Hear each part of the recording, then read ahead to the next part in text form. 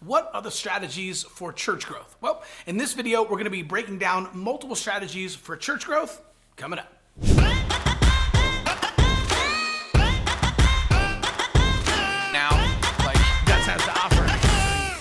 Hey, what's up? My name's Chris Abbott, and over the past few years, I've helped thousands of churches attract thousands of new visitors using various church growth strategies. And in this video, I'm going to be breaking down some of the church growth strategies that have worked well for churches all over the country. And I'm going to be showing you why right now we have the single biggest opportunity to do ministry since the Great Depression.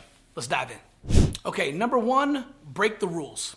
Now, there's so many rules about church growth that so many different experts giving you their opinion all the time that it's hard to figure out what works and what doesn't work. And one of the myths about church growth is that it has to happen slowly. I actually saw a church of 15 grow from 15 to 50 in only 2 months. I've seen a church of 60 grow to 110 in 3 months. I saw a church of 130 break the 200 barrier in the middle of July in only 3 months. And I saw a church of 350 people grow to 800 in 4 weeks. Church growth doesn't have to happen slowly. And so the number one rule is to break the rules. General MacArthur said, "You are remembered for the rules you break." The way he tells the story is he just didn't know any better. So he would literally go out into the streets and he would walk down to the gas station that was down the street from the church, and he would literally pump people's gas.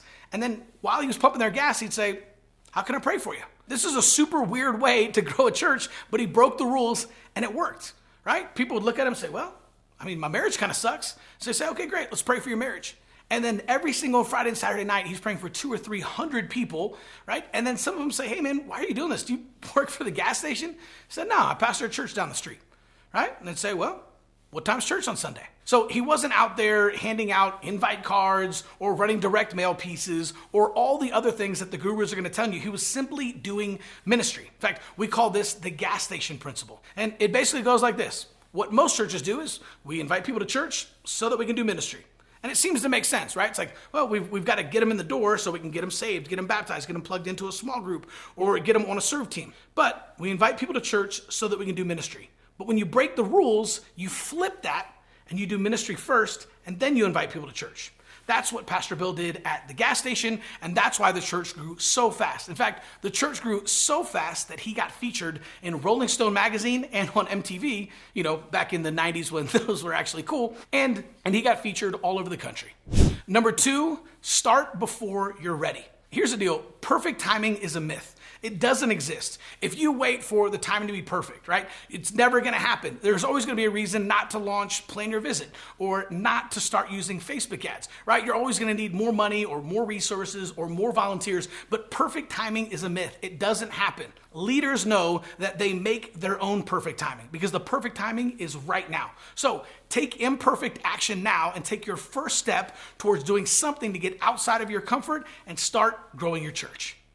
All right, number three, the currency of heaven is people, right? So the most important thing here is that we want to flood heaven with new people. We want to populate heaven. So Pastor Larry Osborne has an incredible book called Sticky Church. And in there, he talks about the principle of tools versus sheep. He said when he first started out and started growing his church, he started looking at the people inside of his church as tools to be used to reach more people instead of sheep to be shepherded. This is a really powerful principle, and I think we've all been guilty of it at some point. We start looking at our people to volunteer more and step up to the plate more and invite their friends and bring their family members and share all of our social media posts, right? And what happens is if we're not careful, we start to look at the people inside of our church as tools to be used as opposed to sheep to be shepherded. So we need to remember that the currency of heaven is people.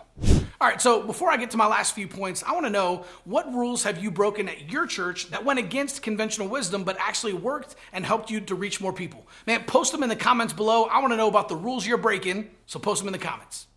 All right, number four, do hard things.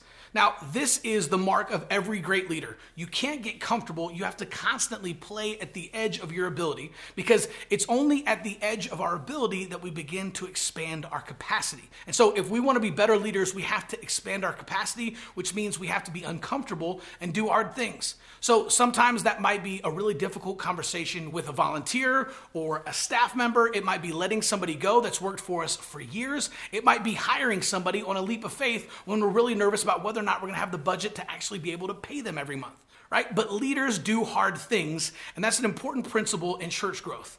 Do hard things. So if you're only doing the things that you're comfortable with, if you're only doing the easy things, how much faith does that take?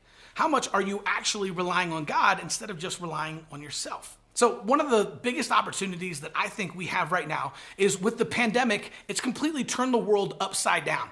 Right? And while things have been absolutely crazy and a lot of churches have closed and a lot of states shut down, even as they begin to open back up and different things happen, the crazy part is that I think we have one of the biggest opportunities in the history of the church.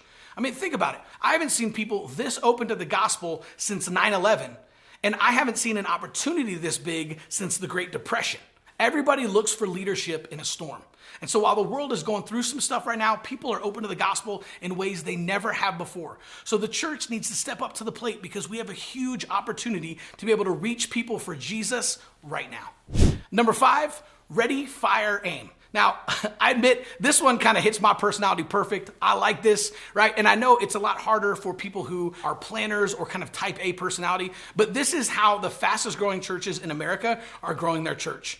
Right? You can't sit around and plan for absolutely every single thing. In fact, Mark Twain says that the man who grabs a cat by the tail knows 80% more about cats than the man who doesn't. And so the best way that you can do is ready, fire, aim, and constantly launch new things, try new things, figure out, don't be afraid to fail. So if you've never read the book, Creativity Inc., I highly recommend it, written by Ed Catmull, who is the founder of Pixar. And he attributes the ready, fire, aim principle to all of the success that they've had at Pixar. In fact, he says the reason that they've been so successful is if they come up and they're looking at 2 hills. They say, well, do we take the hill on the left or do we take the hill on the right? And he said all the other companies will sit there and they'll do focus groups and they'll hire a consultant and they'll spend a bunch of money in research. He said at Pixar, somebody in the back just yells, the hill on the left. And they immediately all run as fast as they can and take the hill on the left. And sometimes they realize halfway up the hill and somebody realizes, wait, wrong hill. And everybody stops, turns around, runs down the hill, and then goes back up the hill on the right. And you know what? They always make it to the summit of the correct hill before everybody else in the market. Because ready, fire, aim allows you to move faster and to be the most effective that your church can be. All right, and number 6, never surrender. Man, if you think about it, the helmet of salvation, the breastplate of righteousness, belt of truth, shoes of the gospel of peace, the shield of faith, and the sword of the Spirit, these are all offensive weapons. All of that armor is armor that covers the front, and I believe it's because we are never called to surrender. We are always called to take ground and move forward. We should never have our backs to the enemy. And so no matter what happens, we constantly have to be taking new ground, we have to be growing ourselves as leaders, and we have to be innovating and moving forward to try to figure out how can we reach more people for Jesus. One of my favorite stories in the Bible is the story of the 12 spies, right? So 12 spies go into the promised land to go get a sneak peek at their inheritance, right? They know that God has given them the land, but 10 of the spies looked and all they saw were giants. All they saw were the obstacles, but the other 2 saw the promised land. And you know what's interesting? Those 2 were the ones who not only saw the promised land, but actually got to enter into the promised land. No matter how many giants stand in your way right now, I believe you have a moral obligation to figure out how to reach more people in your city and grow your church. And I know every single church is different, and your ministry might be in kind of a unique situation. But the bottom line is we have to continue to move forward and take new ground. We can't look at the promised land and see the giants. We have to see the promise of God. And the Bible says that everywhere the sole of your foot treads, you'll be on land the Lord has given you. All right, so I hope you found this video valuable. And if so, I want to encourage you to take a look at part 2 of What Are the Strategies for Church Growth comes out. And you find out about all the new videos we're dropping every single day. We'll see you soon.